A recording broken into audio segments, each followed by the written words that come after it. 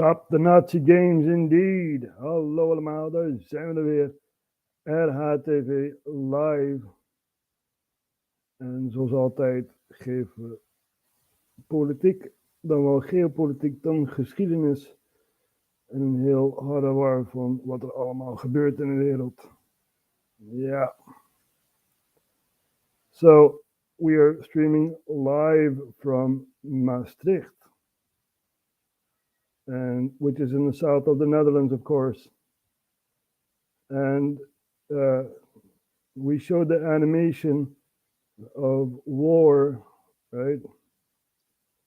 So let's stick to that topic, war, right? So we have another thing to show, right? What happened in Maastricht a long, long time ago, which was the siege of Maastricht. Here we have it. There, the siege of Maastricht. So the siege of Maastricht was undertaken in a moment in which the royal authority had almost collapsed in the Spanish Netherlands. A wave of Protestant popular violence known as the Beeldenstorm had erupted in 1566, leading Philip II to dispatch an army under the Duke of Alba to the region in 1567. The siege of Maastricht. So we know what war looks like, even though it's been ages since someone attacked the Netherlands. Ja, mensen, ook Maastricht heeft ermee te maken gehad in 15 zoveel. Ik heb het net opgelezen. Ja, we weten wel hoe oorlog uitziet. Ja, al is het heel lang geleden dat Nederland werd aangevallen. Maar goed,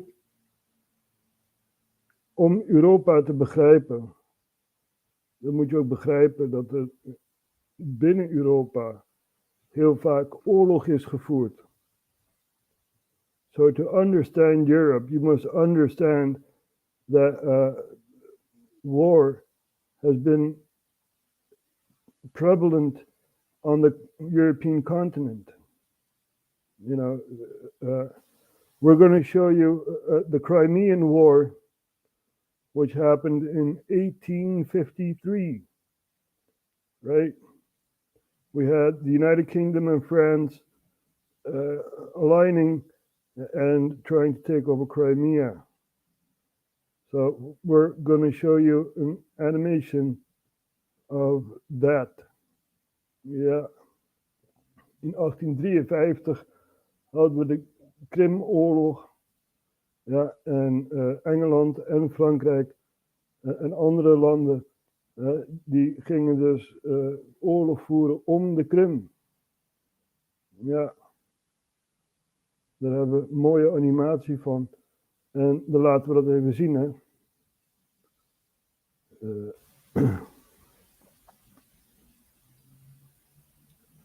There we have the Crimean War, and we're going to show you this video clip here, a short animated documentary, and yeah, this is World War Zero, defined as World War Zero. You see here, World War Zero.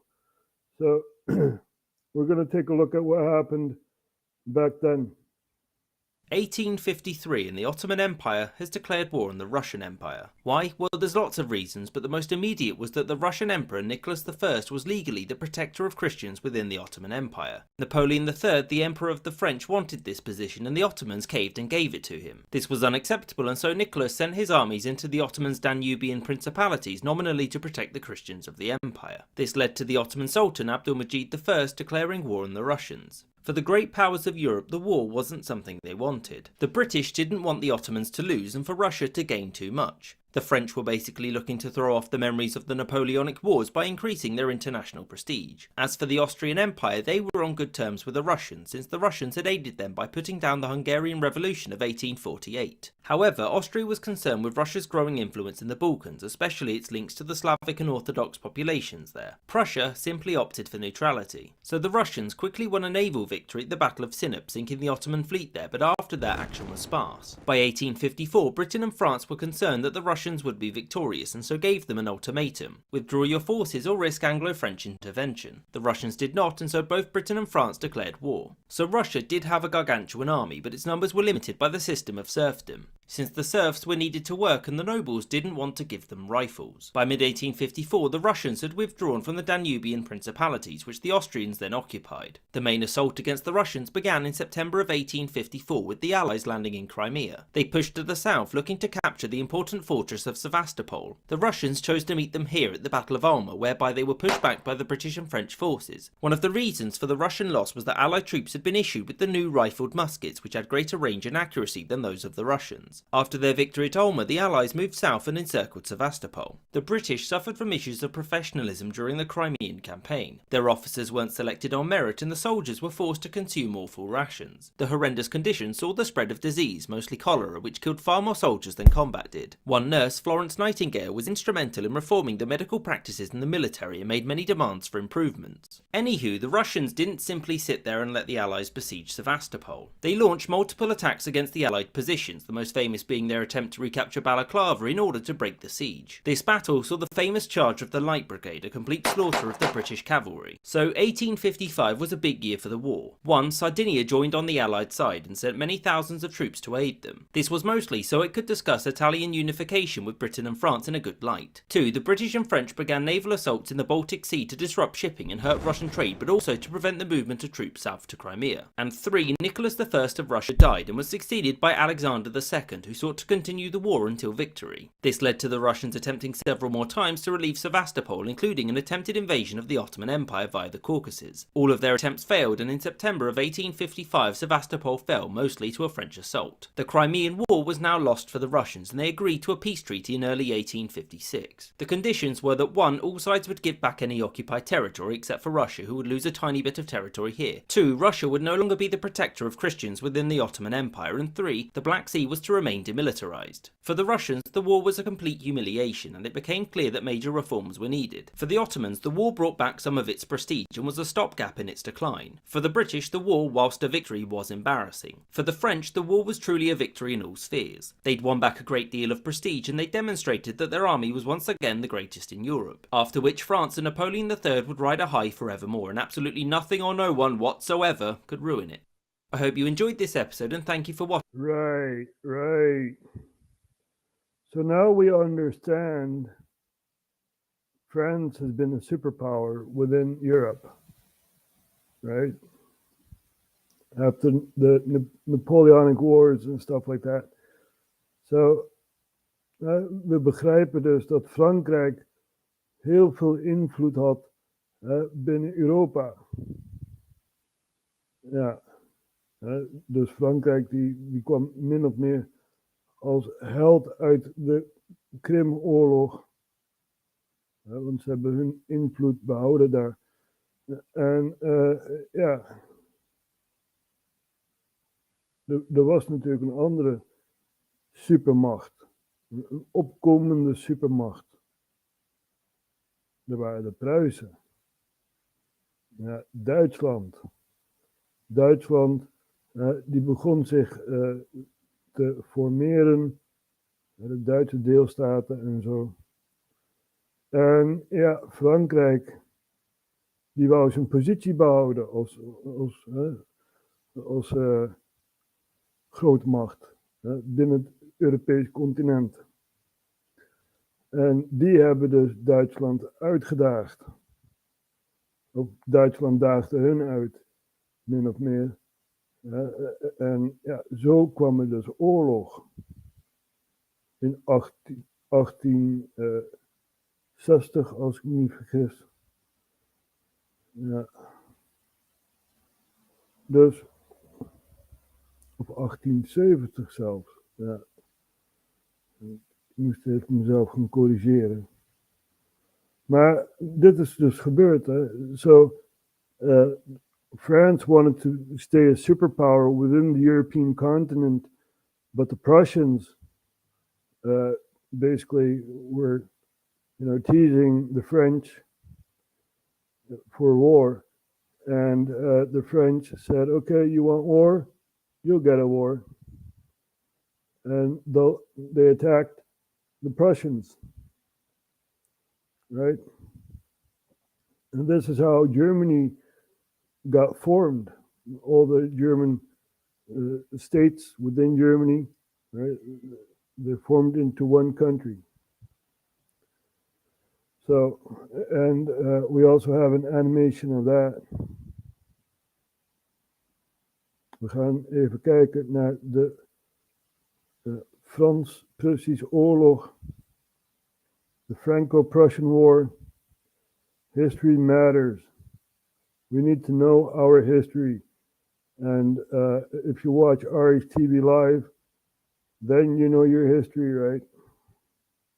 Just had a revolution. This saw Queen Isabella II overthrown and replaced with no one, for now. Instead, the Spanish looked abroad for a new monarch, and the best candidate was a man called Leopold, the Prince of Hohenzollern. Hohenzollern is here, by the way. Leopold didn't really want the throne, but was coerced into formally considering the claim in 1870 by a certain Otto von Bismarck, the Chancellor of the North German Confederation, which was mostly just Prussia, whose king was William I of the House of Hohenzollern. There was one issue with Leopold accepting the Spanish throne. France under Emperor Napoleon III, who wasn't okay with the Hohenzollern controlling Spain. For France, being encircled by a friendly German-Spanish alliance was not something they wanted to deal with. Again, that is. And so Napoleon wouldn't tolerate Leopold pushing his claim. Napoleon sent his ambassador to meet the Prussian king at Bad Ems. William summoned retreat to demand that he would 1. No longer back Leopold's claim, which William could accept, and 2. He would never back any Hohenzollern claim to the Spanish throne ever again, which of course William could never do, and so he said no. Bismarck then leaked a slightly edited telegram of William's refusal, known as the Ems telegram, to the press, which made it sound like the king had simply told the French to mind their own business. To the French, this insult was too much, and Napoleon decided to preempt public outrage and ordered the mobilisation of the French army. Soon after this, the French Parliament voted to declare war on the North German Confederation. The Franco-Prussian War had begun. For the southern independent German states, Bavaria, Württemberg and Baden, the way that William had appeared to have been treated by the French was too much. Along with the fact that the French declaration of war over an insult made it seem like there wasn't much stopping the French from invading if they felt like it. As such, curbing French aggression required the southern German states to ally with the North German Confederation. So France had a large, well-equipped army based around a core of professionals. That's not to say the Prussians were necessarily at a disadvantage. Their army was of a similar size, was also well-equipped and contained many veterans. It was the generally superior Prussian generalship like that of Helmut von Moltke which saw France on the back foot. That, combined with Prussia's greater use of railways to move troops and supplies to the front lines, meant that Prussia could bring its full force to bear much quicker. The German allies won their first victory at the Battle of Wissembourg on August 4th, which opened the way to further advances into France. Over the next month, the French would suffer a series of defeats until Emperor Napoleon met the Prussians at the Battle of Sedan. This battle did not go too well for the French, and Napoleon, along with over 100,000 men, were defeated and forced to surrender. Once news of his surrender reached the capital, there were riots and a revolution, which saw the proclamation of a republic, because it was 19th century Paris, and that was what Paris did then. After this, the French army basically disintegrated, and the German allies then took the fortresses of Strasbourg and Metz, and soon after laid siege to Paris. The people of Paris refused to allow the allies in, and so dug in to resist. The siege was absolutely brutal on the population, and starvation and disease took a tremendous toll. The new leader of the French Republic, Adolphe Thiers, was tasked with negotiating a peace with the Prussians, who weren't the Prussians anymore, since in January 1871 the German allies had proclaimed the new German Empire. A ceasefire was agreed in February, and after a small revolution in Paris had to be crushed, the Paris Commune, both nations signed the Treaty of Frankfurt in May of 1871. The treaty saw the Germans continue to occupy parts of France until a large war indemnity was paid. The French also agreed to recognise the new German Empire, and of course Germany would annex the territory of Alsace-Lorraine, or should I say Alsace-Lothringen.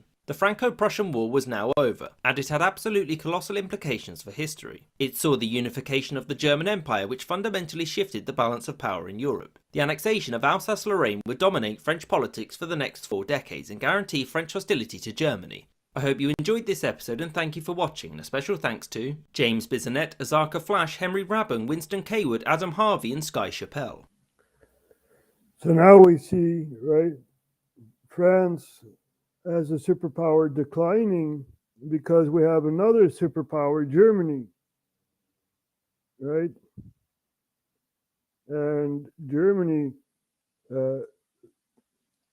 you also had the Austro-Hungarian Empire, right, which was still there. Germany defended the Austro-Hungarian Empire during World War One, right?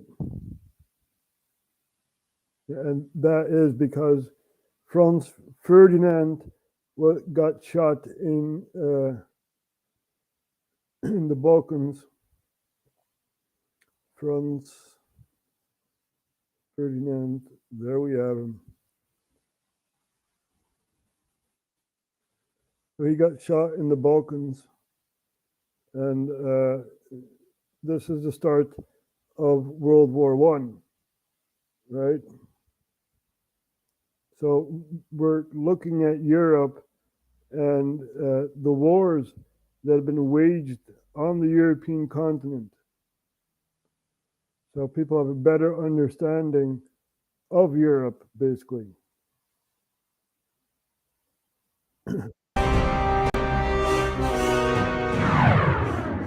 Seven young Bosnian Serbs, who were part of the nationalist Black Hand, planned to assassinate Franz Ferdinand, heir to the throne of Austria-Hungary. The first attempt failed when a bomb was thrown at his car.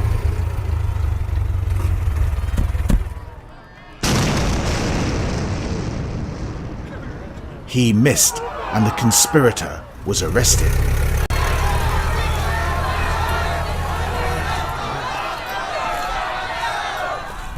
As the car carrying the Archduke went down an alternate route, Gavrilo Princip happened to be there.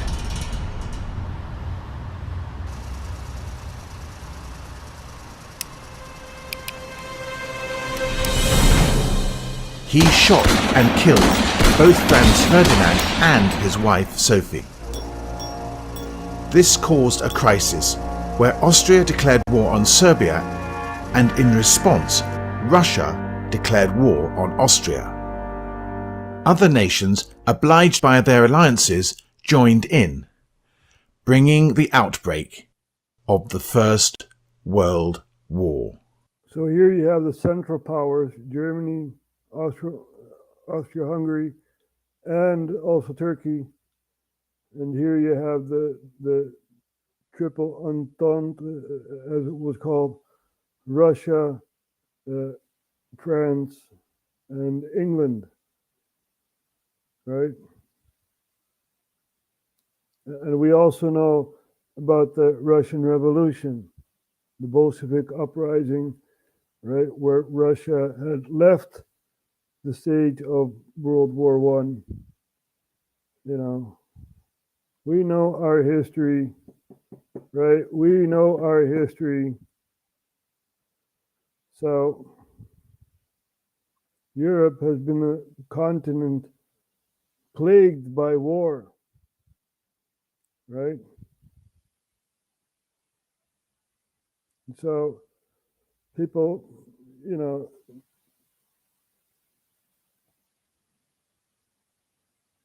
the reason why there's a European Union is so that there is not one super state that can attack other states. That is the reason why the EU was formed, basically. Dus de reden dat de EU gevormd is zodat er niet één staat is die andere staten kan aanvallen en zoiets. Een balans tussen machten. Daar ging het om, de EU. A balance between powers, right? That was the path set for the EU. But, the EU is broken Lots of protests in France. We also saw protests in Belgium, Brussels, Germany protesting. I don't know if the farmers are still protesting, but there was a farmer protest in Germany. We also had other countries protesting, right? So the European Union is going to fall. The question is when? When? In March, we have European elections, and we will see what that will provide for the EU. But I say we initiate Article 5, leaving the EU. Dat moeten we gaan doen, artikel 5 initiëren en de EU verlaten. Dag EU. So we are one of the top payers of the EU, right? And we give a lot of money to other European countries. So we have 10 years that we're stuck with Ukraine, even though that was a decision made outside of Parliament. So Parliament had no say in it, right? But now we are stuck with Ukraine for 10 years. We have to pay Ukraine for providing more war, right? Very, very sad. We don't need any more war. We had enough wars, as I've shown you. We hebben geen oorlog nodig. We hebben al genoeg oorlog gehad, zoals ik heb laten zien. De Krimoorlog, Frankrijk tegen de Pruisen. Ja, kom op. En nou moeten we Oekraïne gaan steunen. Serieus? Serieus? We've had enough wars on the European continent, right? We need to quit with all these wars. We need to quit. We moeten ophouden met al deze oorlogen. En gewoon normaal met elkaar omgaan. Ja. Maar dat gebeurt helaas niet. So, there's so much happening in the world.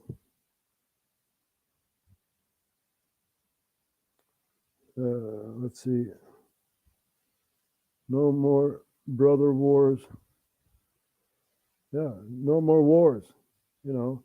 Why should we wage war? Why? For all the lives lost, right? It's really amazing. Really amazing. Yet we still wage war. It's ridiculous. If we look at Gaza, for example, right? We're going to show Al Jazeera, and they cover Gaza. It's like, what the hell? Really? People have to live like that? It's really disgusting to see. War on Gaza, Israeli strike endangers aid efforts. So we already had an aid effort, and many people came, as a flock of bees, and many people got shot. You have these IDF soldiers from a distance, right? Pop, pop, pop. Yep, got another one. Very, very sad to see, and we're going to take a look at this here. We're currently on Al Rashid Street, where this truck that was carrying passengers from Deir el Balah to Rafah were targeted by the Israeli airplanes. We know that most of the people have been taking these trucks as the only way of transportation because there has been no fuel and people were only either taking trucks or donkey carts. As you see, the truck is completely damaged, where here there were passengers standing when they were targeted by the Israeli forces. The paramedics ran into the area and started collecting the parts and the bodies and the injured people from this truck. It's obvious from what's on the truck that this is one of the NGOs who are working on the ground in helping Palestinian displaced families, because all of these banners are for projects implemented on the ground. The people who were targeted are part of this initiative. Israel is not only blockading aid into the Gaza Strip, but it's also killing Palestinians who are working in helping people from starvation. This is Hind Al-Khudari, Al Jazeera, Deir al-Balah. These are human beings, right? These are human beings. The Palestinians are human. But what Israel is doing, that is, war crimes. Maybe Hamas did this operation in October 7th. Who knows? Who knows? Right? We know Israel created Hamas. We know that. And that's not me saying it. It is Ron Paul, right?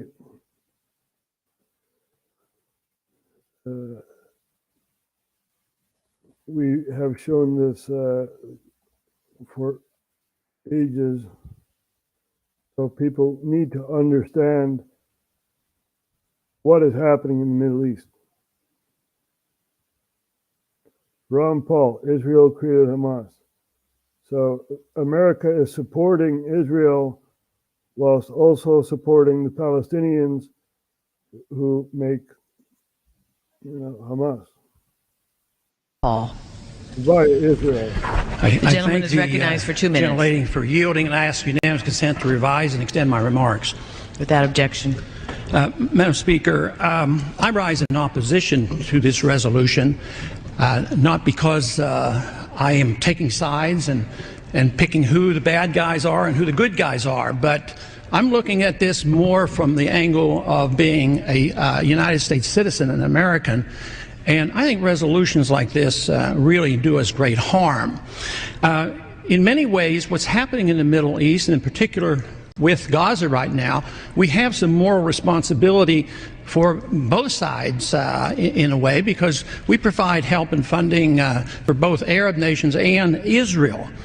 And so we definitely have a moral responsibility, and especially now today, the weapons being used to kill so many Palestinians are American weapons, and American funds essentially are being used for this. But there's a political liability which I think is something that we fail to look at, because too often there's so much blowback from our intervention in areas that we shouldn't be involved in. Hamas, if you look at the history, you'll find out that Hamas was encouraged and really started by Israel, because they wanted Hamas to counteract Yasser Arafat. And you say, well, yeah, that was better then and it served its purpose, but we didn't want Hamas to do this. So then we as Americans say, well, we have such a good system, we're going to impose this on the world. We're going to invade Iraq and teach people how to be Democrats. We want free elections. So we encourage the Palestinians to have a free election. They do, and they elect Hamas.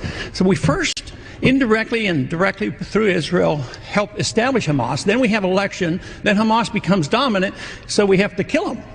It just doesn't make sense. During the 80s, we were allied with Osama bin Laden. And we were contending with the Soviets. It was at that time our CAA thought it was good if we radicalized the Muslim world. So we financed the madrasa schools to radicalize the Muslims. He's talking about the Mujahideen, right? Zbigniew Brzezinski. We know We know what's happening on this planet. Muslims in order to compete with the Soviets. There's too much blowback. There's a lot of reasons why we should oppose this resolution. It is not in the interest of the United States. It's not in the interest of Israel either. So we have Zbigniew Brzezinski going to Pakistan, right, and saying, God is on your side. So the U.S. created a proxy to fight off the Russians in Afghanistan, right? Because Russia took over. So we're going to take a look at this here. Zbigniew Brzezinski, may he rot in hell. U.S. National Security Advisor Brzezinski flew to Pakistan to set about rallying resistance. He wanted to arm the Mujahideen without revealing America's role. On the Afghan border near the Khyber Pass, he urged the soldiers of God to redouble their efforts. We know of their deep belief in God, and we are confident that their struggle will succeed. You know, that land over there is yours. You'll go back to it one day because your fight will prevail and you'll have your homes and your mosques back again because your cause is right and God is on your side.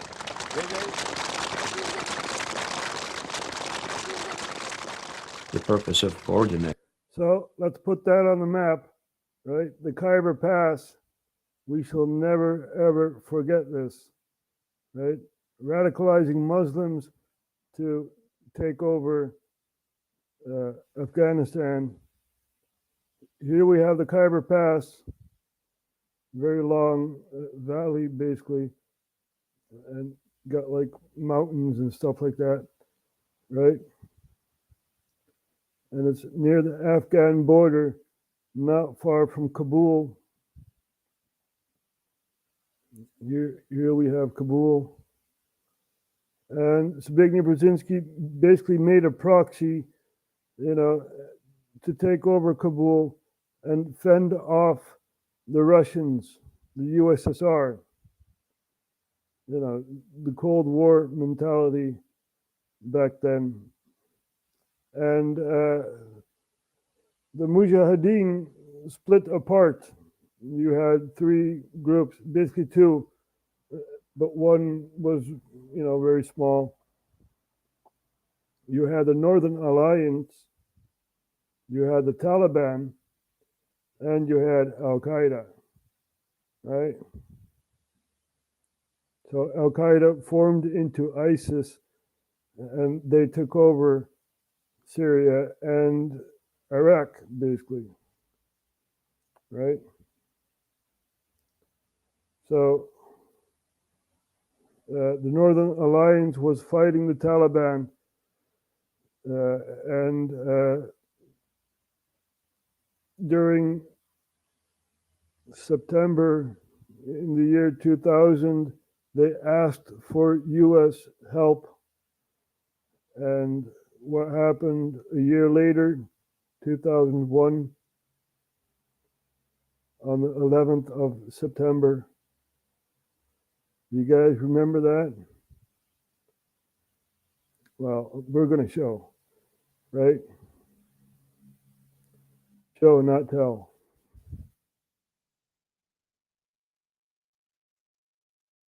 So this is very, very tragic, but this really happened. And we're talking about warfare, right? We will never, ever forget this here, what happened on September 11th, 2001, right? We will never, ever forget that. The World Trade Center was a pawn to be broken, right? So they used the proxies that they have in their hands, right? The globalists, they use these proxies and they pinned an attack on New York and also in Washington. So this may be disturbing for a lot of people, but we're going to take a look at what happened that day. We were there on the day that will live in infamy.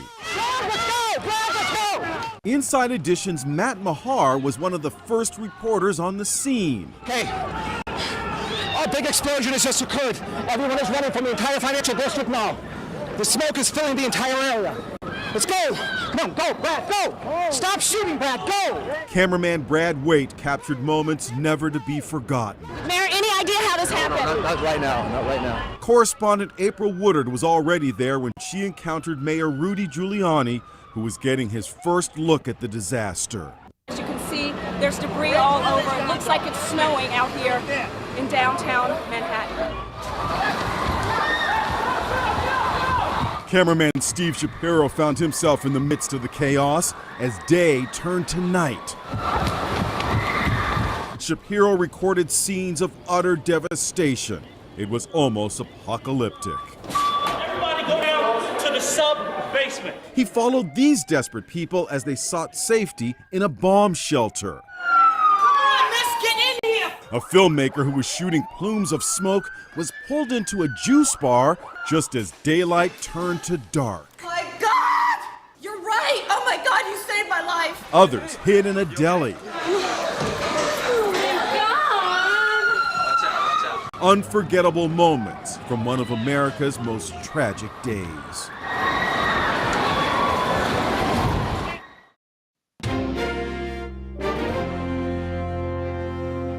We will never forget, right? We will never, ever forget this.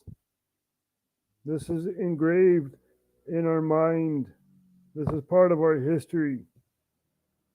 And you must know that this was a sacrificial pawn for larger wars in the Middle East, right? We have General Wesley Clark telling us about 7 countries that will be attacked within 5 years. So we're going to take a look at this here.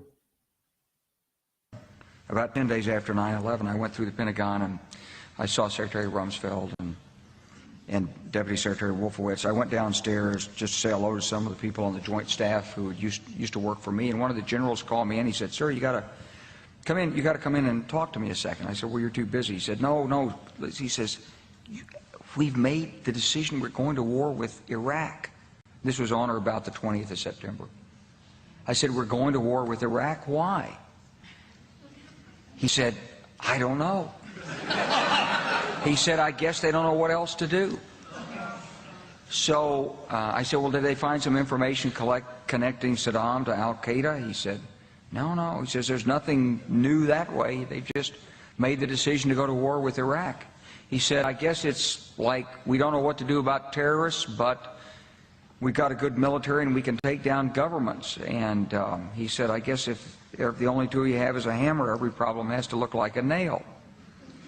So I came back to see him a few weeks later, and by that time we were bombing in Afghanistan. I said, "Are we still going to war with Iraq?" And he said, "Oh, it's worse than that."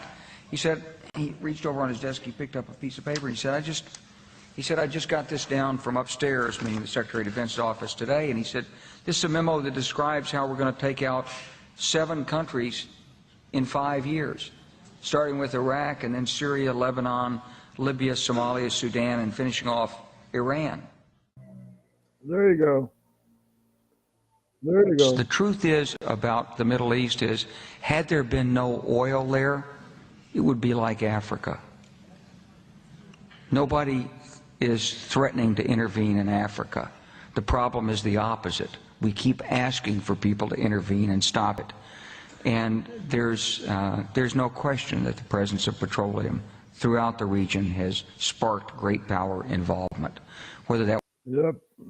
We know. So this is their game, right? This is all laid out. This is their game. They see us as pawns, right? We have the demissionary Prime Minister Mark Rutte basically stating a war against Russia, you know. We're going to show some videos about Russia and see what our Prime Minister has to say about Russia, right? So, oh, wait.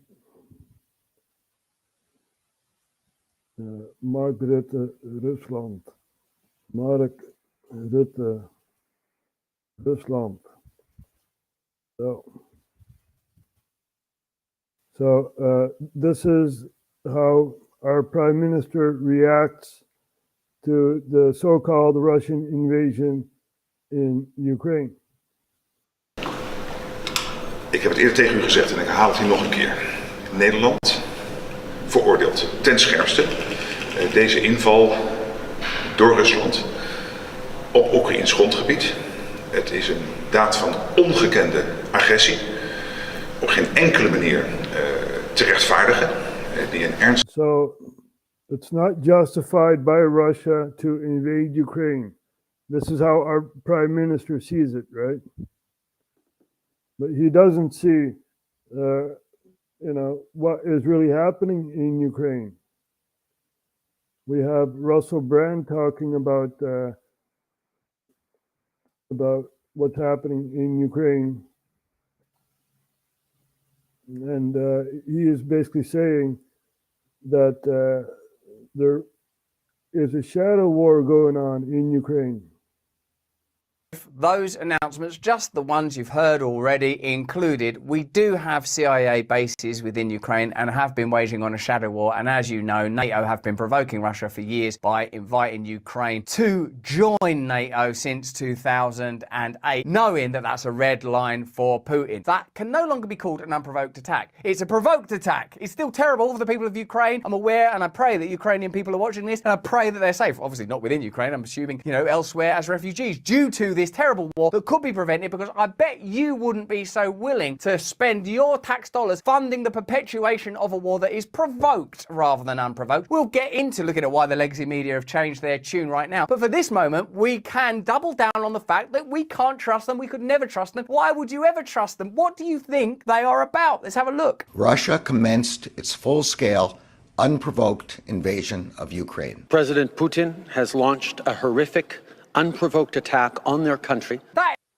Justin Trudeau, for all Canadians, Justin Trudeau has attacked the Canadian population by freezing bank accounts as they deem those people terrorists.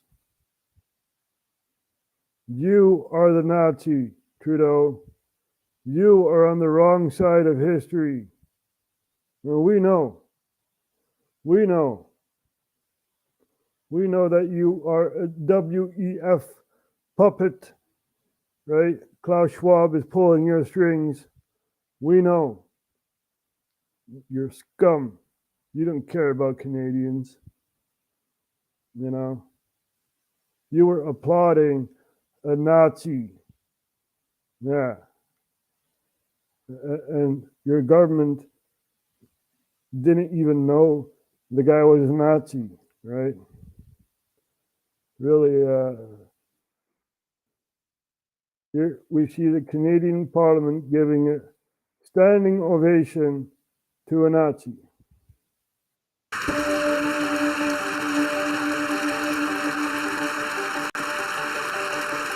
We have here in the chamber today Ukrainian-Canadian world veteran from the Second World War who fought the Ukrainian independence against the Russians and continues to support the troops today, even at his age of 98.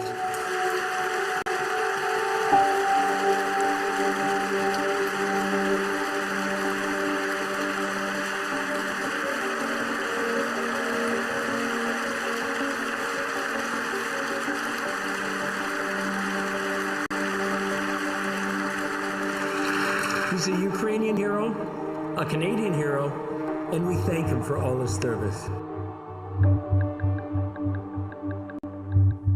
Oh, I'm sorry. I did not know that guy was a Nazi, killing many Jewish people and stuff like that. I did not know. Oops, I'm going to resign as Speaker of the House. Screw you, Canadian government. Send this to Justin Trudeau and all his cronies.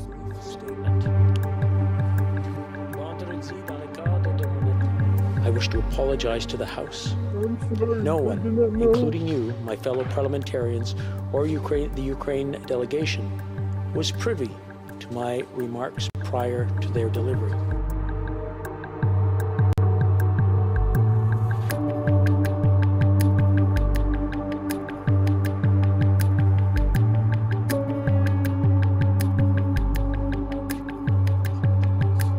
I'm going to resign as a speaker because, the parliament was giving a standing ovation to a Nazi, and I did not know. I'm sorry, I did not know. Even I knew this, right? And I'm not even in the Canadian Parliament. Really, really sad to see that our world has turned upside down. Canada has fought the Nazis. They liberated our country.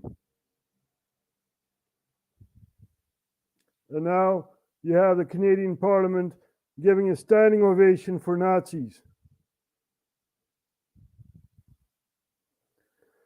This really pisses me off, because Canada is also within the military-industrial complex, which Eisenhower warned us about, right?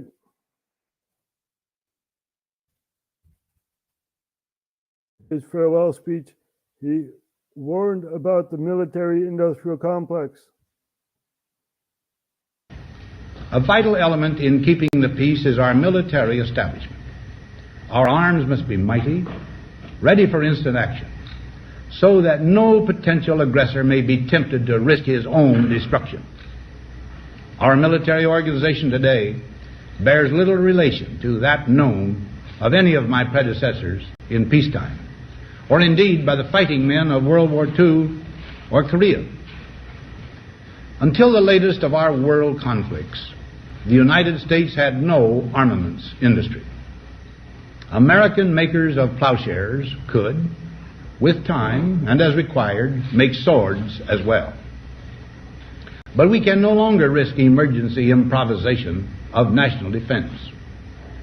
We have been compelled to create a permanent armaments industry of vast proportions. Added to this, 3.5 million men and women are directly engaged in the defense establishment. We annually spend on military security alone more than the net income of all United States corporations. Now, this conjunction of an immense military establishment and a large arms industry is new in the American experience. The total influence, economic, political, even spiritual, is felt in every city, every state house, every office of the federal government. We recognize the imperative need for this development, yet we must not fail to comprehend its grave implications. Our toil, resources, and livelihood are all involved. So is the very structure of our society. In the councils of government, we must guard against the acquisition of unwarranted influence, whether sought or unsought, by the military-industrial complex. The potential for the disastrous rise of misplaced power exists and will persist. We must never let the weight of this combination endanger our liberties or democratic processes. We should take nothing for granted. Only an alert and knowledgeable citizenry can compel the proper meshing of the huge industrial and military machinery of defense with our peaceful methods and goals, so that security and liberty may prosper together. Oh, we are knowledgeable, right? We know what's happening on this planet. And of course, we're also going to show this here. CDA slaat plank volledig mis in het debat met Baudet. So we have the FVD, the Forum for Democracy, basically saying that the Dutch identity is lost and, degradation of society and stuff like that. So we're going to take a look at this here. Voorzitter, waarom is er eigenlijk nog individuele vrijheid? Ja, waarom regelt de staat, die het allemaal zo enorm goed denkt te weten, niet gewoon alles in het leven? So he's asking about individual freedom. Why do we have individual freedom? We got the state, right? The state can define for us what is freedom. That is his opening statement. Het is een serieuze vraag die in je opkomt als je hoort wat er hier zoal besproken wordt in het kader van het Nationaal Preventieakkoord en het Akkoord voor Gezond en Actief Leven. Zeker, er wordt gesproken over volksgezondheid en allerlei deskundigen hebben zaken geïdentificeerd die in hun ogen niet optimaal zijn voor de fysieke toestand van het lichaam. Suiker. So we have all these so-called experts that say we have to live healthy and this and that, and there are some things that are not healthy, such as sugar and stuff like that. Drinken, roken, feesten, drugs, onveilige seks. En op tal van andere momenten hebben we hier ook gesproken over verplicht een autogordel moeten dragen, een helmplicht voor motorfietsen, voor gewone fietsen zelfs, trajectcontroles op de snelweg, rubberen tegels bij alle speelpleintjes voor kinderen.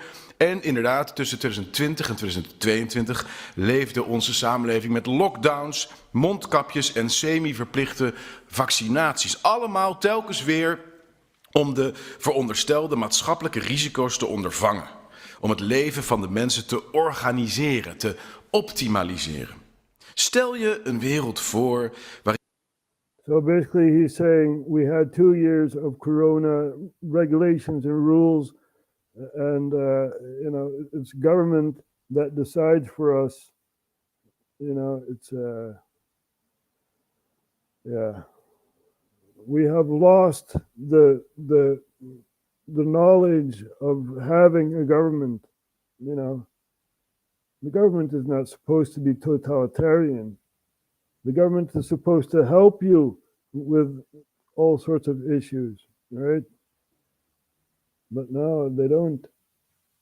Waarin de overheid mensen verplicht om optimaal gezond te leven. Een wereld waarin ze misschien ook wel gedwongen worden op bepaalde andere gebieden keuzes te maken die in de ogen van experts het beste voor ze zouden zijn. Een partnerkeuze bijvoorbeeld. Een studiekeuze op basis van een door kunstmatige intelligentie vastgesteld karakterprofiel. Een match met een baan, een huis. Kan binnenkort allemaal. En moeten we dat willen? Of hebben mensen ook recht op fouten, op inefficiëntie? Valt daar iets voor te zeggen? Toen ik mijn proefschrift schreef en rondliep op de Universiteit van Oxford, was het een bekend gedachte-experiment. En later, toen ik politieke filosofie ging onderwijzen op de universiteiten van Leiden en Tilburg, besprak ik het dikwijls met studenten. Het leek toen vooral een theoretisch idee. Een stel je nu toch eens voor, een wereld in de verre toekomst vraag. Maar het begin... So he was a professor and he taught a lot of stuff. And one of his theories was, what if the state has so much to say about your life? And we are in that period now. So steeds concreter te worden, steeds reëler. Want ja, zoals mevrouw Thiele van de VVD zojuist zei, de samenleving heeft baat bij gezonde mensen. En dat hebben die mensen zelf ook. Geen spel tussen te krijgen. Meer regels, meer aansturing, meer controle. Wie kan daar tegen zijn? This is all about public health, right? And the overregulation of government. So we have someone from another party who said, yeah, people are supposed to live healthy. Okay, if you say so. Aren't we allowed to make mistakes anymore? Mogen wij geen fouten meer maken van de staat? Mogen we niet even gaan struikelen, even hard de grond voelen, of iets in die trend mag dat niet meer? Aren't we allowed to trip over, feel the ground, make some mistakes in life? Does government have to overregulate everything? Zien we toch niet iets over het hoofd? In onze woeker het leven voor de mensen te regelen.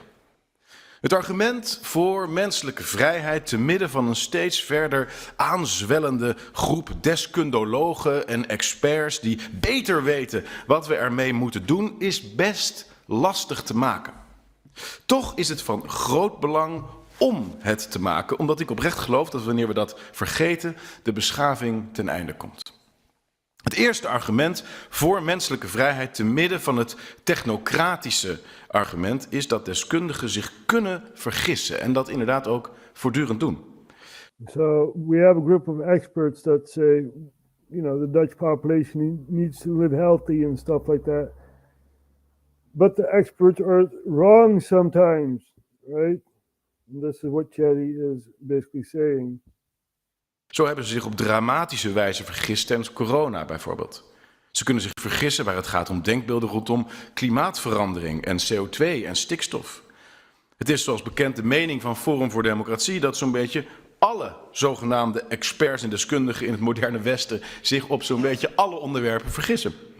Of het nu gaat om biologen die zeggen dat transgenders en non-binaire mensen bestaan.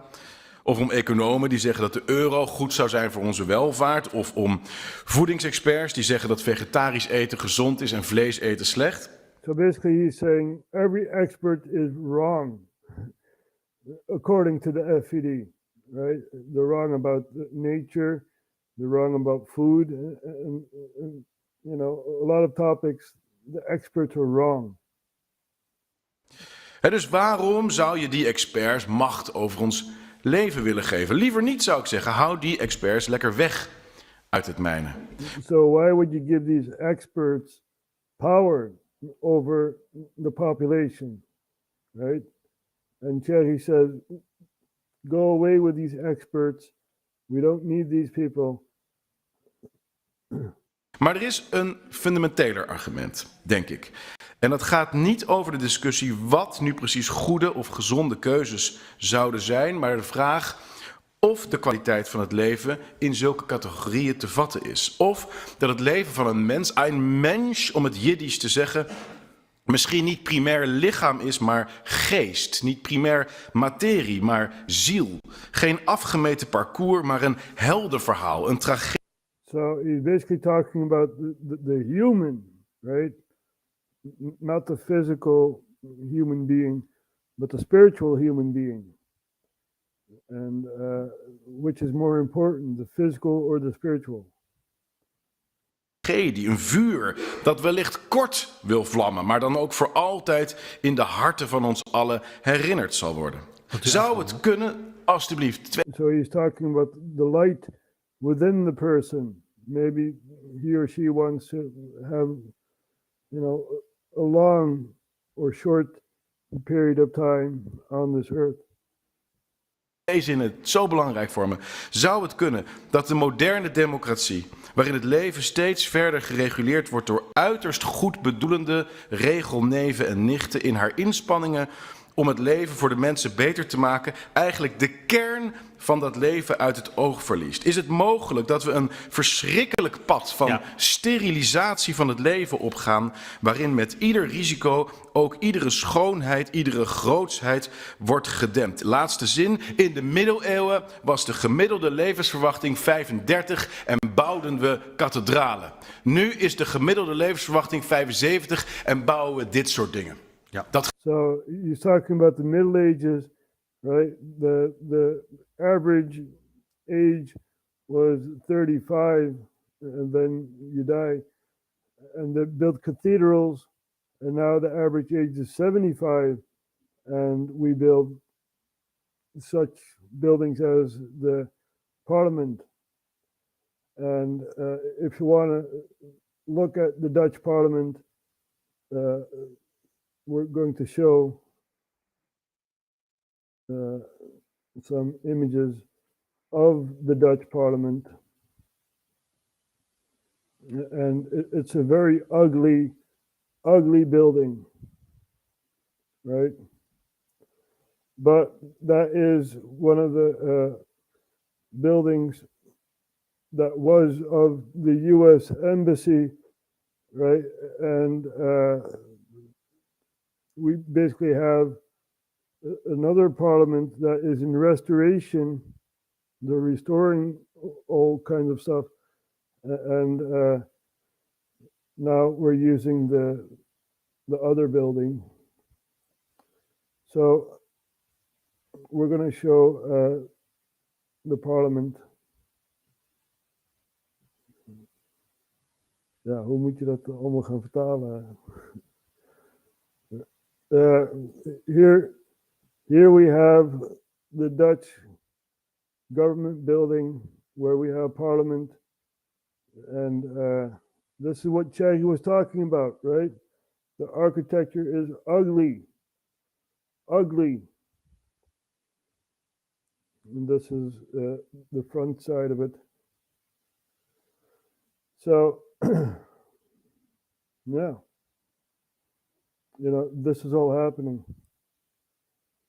And basically, we were talking about warfare, but the Netherlands is known as a country that did not go into war, right? They were neutral in a lot of issues. We did not go to war in Crimea. We did not go to war with Germany against France or something like that, you know. So we Dutch are basically a country that hates war. We don't want war. We were neutral before the Second World War, right? During the First World War, we were neutral. We had all these peace plans and stuff like that, you know, trade agreements that was signed in the Netherlands, in Amsterdam, in Utrecht, and stuff like that, you know. So we don't want war. And we are the leading country for the EU. It all started with the Benelux, right? Belgium, Netherlands, and Luxembourg. That's where it started. And then it expanded into the EU, right? So, yeah, there's so much more to tell. We didn't even talk about Syria yet, right? The frozen conflict in Syria. So it's amazing, really is amazing. And people can do this themselves, you know, go live, talk about these issues, right? Talk about the war in Sudan. I don't see the media doing it, right? We're talking about warfare and making people aware about what's happening in the world. Ja, we maken mensen bewust van wat er gebeurt in de wereld. En ja, we laten nog even zien wat er in Sudan gebeurt. Sudan War explained.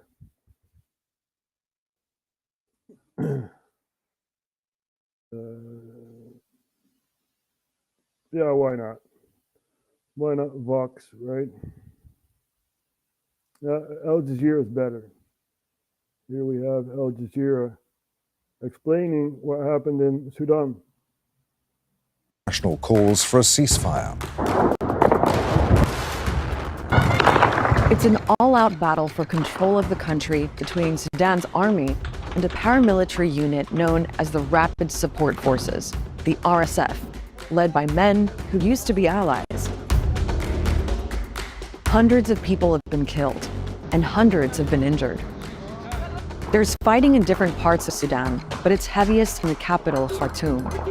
There have been attempts at a ceasefire, but they haven't lasted. There have been air attacks and shelling. The airport has been severely damaged. There's no running water or electricity. Supplies of food are running low. This ridiculous battle that has civilians caught in the middle, and we have nothing to do with this. So what's behind the fighting? Well, people in Sudan have been struggling to set up a democracy after decades under one-man rule. Omar al-Bashir came to power in a military coup in the late 1980s, became president, and stayed for 30 years, until people rose up and demanded that he step down. Then the army took over, and people didn't want them in charge either. So after pressure from protesters, the army agreed to share power with different political groups in a transitional government. The idea was that it would oversee a transition to a democratic system. But 2 years later, the army kicked out the prime minister and seized power again.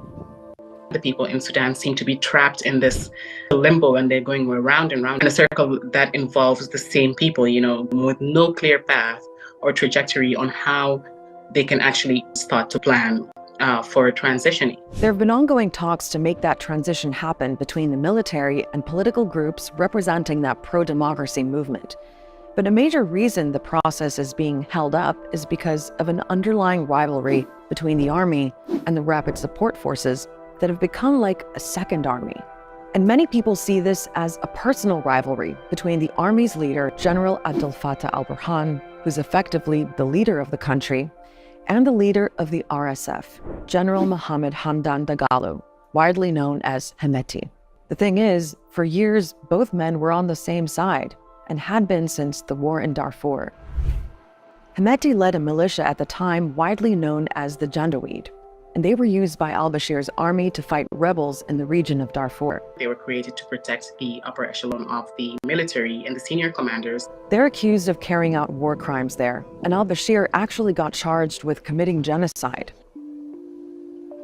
In 2013, the militia were rebranded as the Rapid Support Forces and worked with the army on different missions.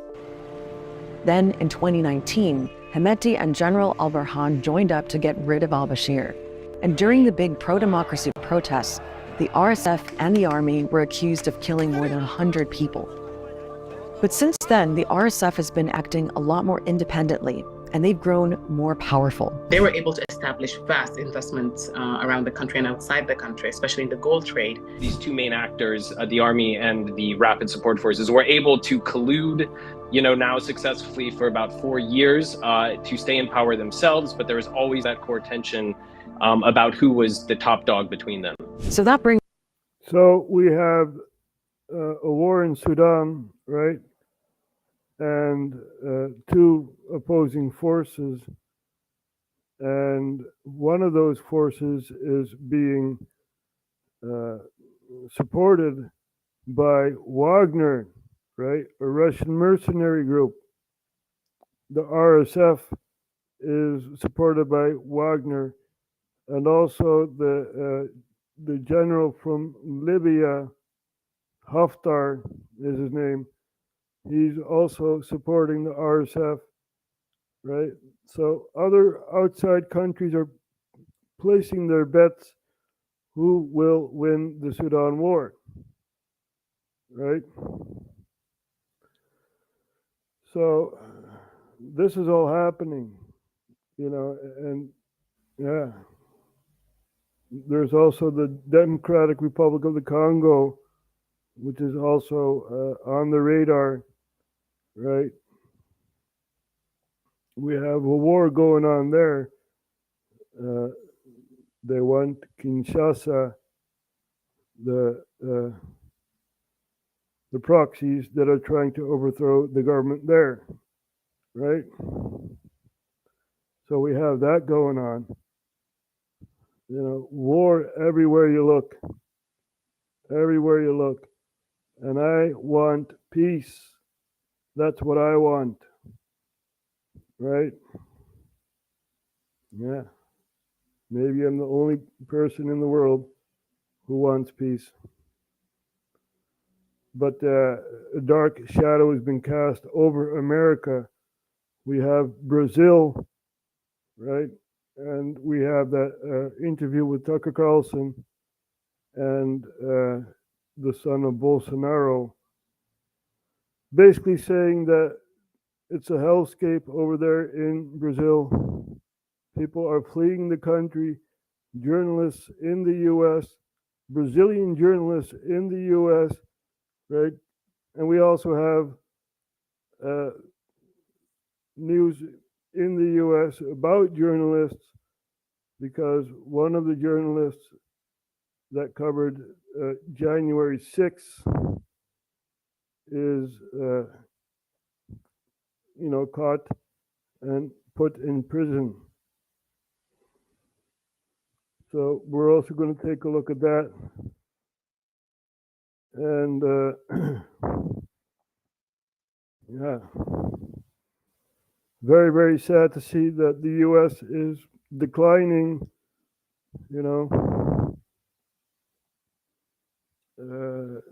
here we have the liberal hive mind.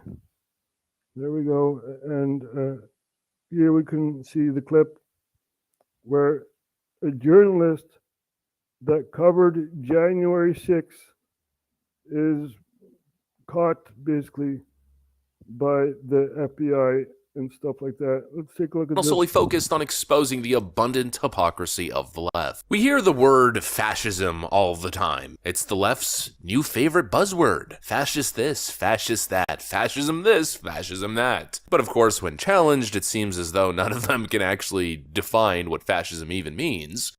Can you define what a fascist is? You are a fascist. I am? What makes me a fascist? What makes me a fascist? Read a book. Read a book? Which book? Talked about fascism quite a bit today. What is fascism? Tell me about it. Fascism is, it's a complex idea, but generally fascism is, it's the supremacy of like the bourgeoisie. A lot of people said he's not actually a fascist. So then why call him a fascist? Well, I don't know the exact definition of a fascist, so I don't know. So you're throwing words such as fascism and fascist, and you're a fascist. You are a fascist. But you don't know even what you're saying. So, what is the definition of fascism? Well, we're going to take a look at that, but first. If he is or isn't a fascist. It's simply just a buzzword. You know, the bourgeoisie and the rich. Your brain on communism, folks. Say no to drugs. But anyways, the left is always going on about how Donald Trump's a fascist, but it's almost always complete projection. Remember when Trump was president and he had to deal with all these clowns in the press, Jim Acosta types? They would go after him and he would just rip them a new one. I'm not going to give you a question. Can you state categorically? You are fake news. You guys remember, the narrative they were attempting to build was that Donald Trump was a fascist tyrant who had no respect for the free press. He was inciting his fascist MAGA mob to go after journalists, and there was even threat that Donald Trump would start rounding up lefty journalists who didn't praise him to be sent to the gulags, political prisoners, the end of the American free press. That is what they told you, remember? What absolute power for Donald Trump will mean. Joe, and this is not a stretch, you could end up in jail. That's what dictators do. They take their political opponents and they put them in jail. And has vowed that he will be a dictator on day one. Dictators put journalists in jail. Putin and Xi are models for Trump. We know that. Leaders who jail and silence journalists. Leaders who do not tolerate free speech. That's what Trump is threatening. Well, once again, it seems as though that narrative was not only detached from reality and completely insane, but once again, it was projection. What they told you Donald Trump is, the threat that Donald Trump posed, is exactly what Joe Biden is and the threat that Joe Biden poses. The left continues its slow march into fascism as Joe Biden's DOJ decided today to arrest a Blaze Media reporter due to his stance on January 6th and his presence on the actual day of. Let me show you guys exactly what's going on. Joe Biden Biden just arrested a journalist for conducting journalism. We got some stuff to get into, so let's roll the tape. All right, friends, so take a look at this. Breaking: FBI arrests Blaze Media's Steve Baker over January 6th reporting. Investigative journalist Steve Baker was taken into custody by the FBI on Friday. He was detained for, quote, non-violent misdemeanors that his employer Blaze Media has stated amounts to his reporting on January 6th. In a video posted by Blaze Media, Baker is seen being taken by authorities in an arrest. Oh, Trump will arrest journalists. Oh, Trump bad. Orange man bad. Orange man bad. But old Joe, old cranky Joe, old poop in his pants Joe, he's a good guy. Yeah, nothing wrong with him. Nope. This is what's happening in and around our planet. Right? So who's a fascist here?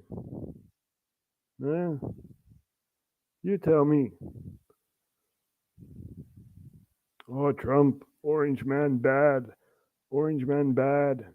No, it's old man Joe who's bad. Right? We have Joe Biden bragging about Ukraine, basically. Saying he fired a prosecutor which was looking at Burisma Holdings, which is a gas company where Hunter Biden became CEO, right?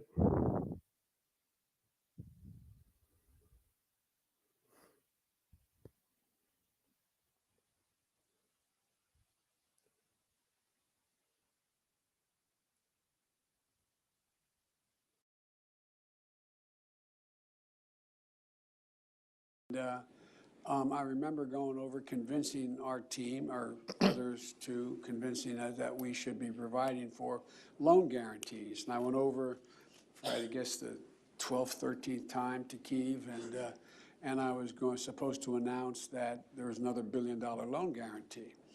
And I had gotten a commitment from Poroshenko and from Yatsenyuk that they would take action against the state prosecutor, and they didn't.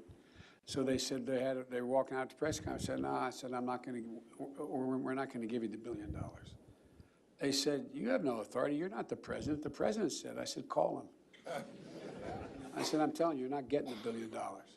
I said, you're not getting the $1 billion. I'm going to be leaving here. And I think it was, 6 hours? I looked, I said, I'm leaving in 6 hours. If the prosecutor's not fired, you're not getting the money. Well, son of a bitch. Got fired. And they put in place someone who was solid. Someone who was solid, right? Someone who did not look at Burisma Holdings and the Hunter Biden deal, right? This is all happening. This is the corruption that we are in. He was vice president back then. He wasn't even president. So, yeah. What a world, right? What a world we live in. Anyway, it's all about war, right? Now let's see if an Iraqi guy agrees with George Bush, right? Iraqi guy. Throw shoe. There you go. Let's see if the Iraqi guy, agrees with George Bush.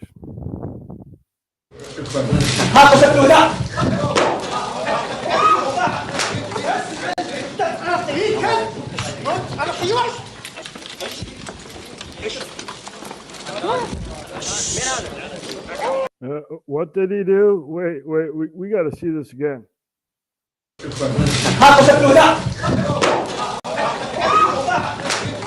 There you go. There you go. There you have someone who rises up against the devil, one of the hell spawns that the devil has, right? Joe Biden is also a hell spawn. So, you know, it's really, really sad to see, because, you know, George Bush, he was just joking about Iraq, you know, about the weapons of mass destruction. Oh, they're not here. Nope, they're not here. So we're also going to take a look at that, right? Oops. Destruction. Typing with one hand. So, not here. Here. We have George Bush joking around about Iraq, about the many, many people that died in Iraq. Those weapons of mass destruction got to be somewhere.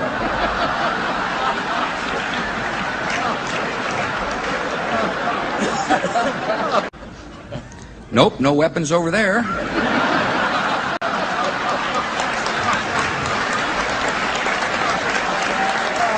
Nope, no weapons over there, right? Laugh about the many Iraqi people you killed and stuff. Laugh about it, George. Laugh about it. George also makes some mistakes, right? When he talks about Ukraine, he actually mentions Iraq. Yeah. Ukraine, Iraq. Here we have George Bush, a war criminal who's still walking around talking about the invasion of Russia in Ukraine. In contrast, Russian elections are rigged. Political opponents are imprisoned or otherwise eliminated from participating in the electoral process. The result is an absence of checks and balances in Russia and the decision of one man to launch a wholly unjustified and brutal invasion of Ukraine. Of Iraq, Ukraine. Iraq is still on your mind, huh? Ukraine. Nope. There. Of Ukraine.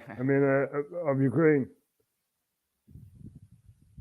To launch a wholly unjustified and brutal invasion of Ukraine. Yeah. Laugh about it. You got a shoe thrown at you. 2 shoes. You know, that was funny. But talking about an invasion of Ukraine, well, you mentioned Iraq, you know. To launch a wholly unjustified and brutal invasion of Iraq. Exactly. A wholly unjustified invasion of Iraq. Exactly. You need to go to the ICJ, the International Court of Justice in The Hague, and you must be tried for the war crimes that you have done. And we must free Assange. So, I guess I've said enough, right? And we will be back tomorrow. I can go on for hours, you know, but I gave you enough history to think about and stuff. So we're going to close off with Ollie the Octopus. You're paying attention now, aren't you? And Charlie, I know you're watching RHTVLive. thank you for giving permission for playing this video clip. Oh, wait. We gotta rewind. There.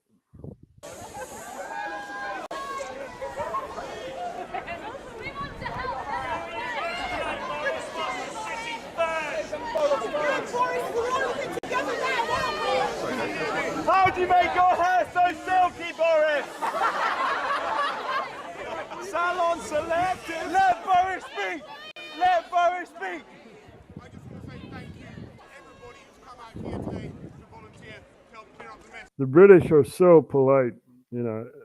Here we have another hellspawn, right? Boris Johnson, who was mayor of London. This was during the London riots, or after the London riots, where he came went to one of the London boroughs for a photo op, right? Give him a broom, they say. Give him a broom. Yeah, you didn't do jack shit. Last night. Thank you. You are the true spirit of this city. In the streets of London, the peace has been disturbed. Fires burning everywhere, the language of the unheard. There's a generation thwarted with no ownership and pride, and fat cats with bellies as wide as the rich and poor divide. A broken social contract, bottom up austerity. Oh, we can condemn it, but we're paying attention now, aren't we?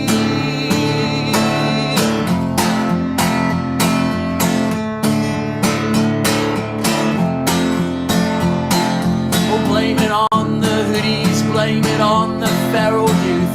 But remember, you were young once and you cared about the truth. We sold out to the free market, made a couple of billionaires, and all we got was this mess and McDonald's everywhere. Keep unemployment high, keeps the cost of labour low, keeps young men out on the streets, and well, what do you know?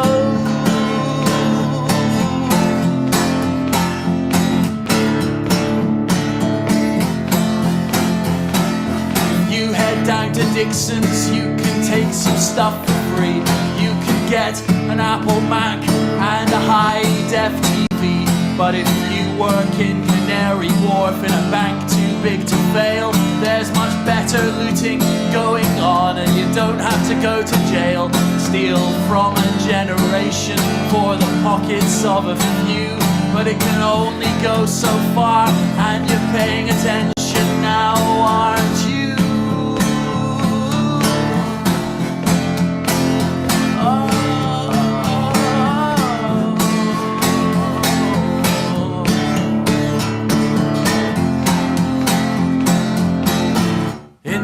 Of London, the peace has been disturbed. Fires burning everywhere, the language of the unheard. There's a generation thwarted with no ownership and pride, and fat cats with bellies as wide as the rich and poor divide. A broken social contract, bottom up austerity. Oh, we can condemn it, but we're paying attention now, aren't we?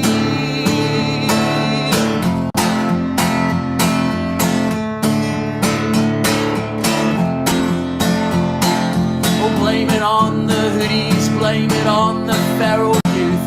But remember, you were young once and you cared about the truth. We sold out to the free market, made a couple of billionaires, and all we got was this mess and McDonald's everywhere. Keep unemployment high, keeps the cost of labour low, keeps young men out on the streets, and well, what do you know?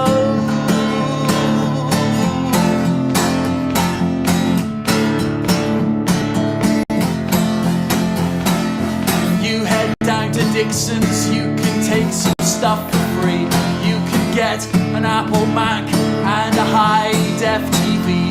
But if you work in Canary Wharf in a bank too big to fail, there's much better better looting going on, and you don't have to go to jail. Steal from a generation for the pockets of a few, but it can only go so far, and you're paying attention now, aren't you? We are paying attention. We are paying attention. We love you all. We are paying attention. We are. And we looked up the definition of fascism, right? Before we're going to close off, here we go. Fascism, often capitalized, a political philosophy, movement, or regime such as that of the fascists that exalts nation and often race above the individual, and that stands for a centralized autocratic government headed by a dictatorial leader, severe economic and social regimentation, and forcible suppression of the opposition. That is the definition of fascism, right? It's using your political ideology whilst also using violence, right? So that is fascism, and now we know. So I thank you all for watching, and we'll see each other next time.